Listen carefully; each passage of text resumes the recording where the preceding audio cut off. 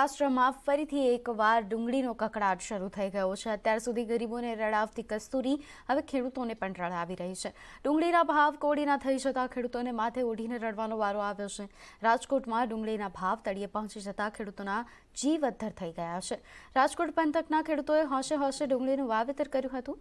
ધારણા મુજબ જ ડુંગળીનું ઉત્પાદન થયું, પરંતુ જ્યારે મહામૂલો પાક લઈને ખેડૂતો યાર્ડે પહોંચ્યા તો ભાવ સાંભળીને ખેડૂતોના પગ તળેથી જમીન ખસી ગઈ, કેમ કે અચાનક જ ડુંગળી 5 રૂપિયા કિલો વેચવા લાગી।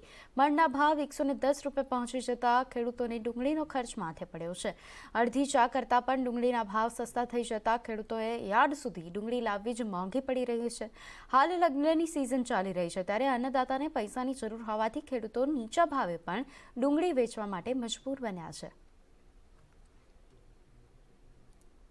ભાવ જ નથી તો ગમે રીતે આ માલ રીએ ને વેચવો તો પડે ડુંગળી, સમજી ગયા?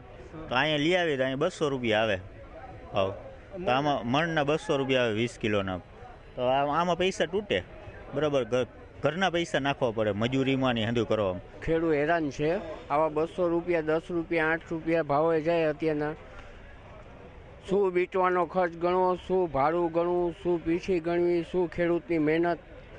સરકારે આની સામે જોવું જોઈએ અને પગલાં લઈને સબસિડી આપવી જોઈએ।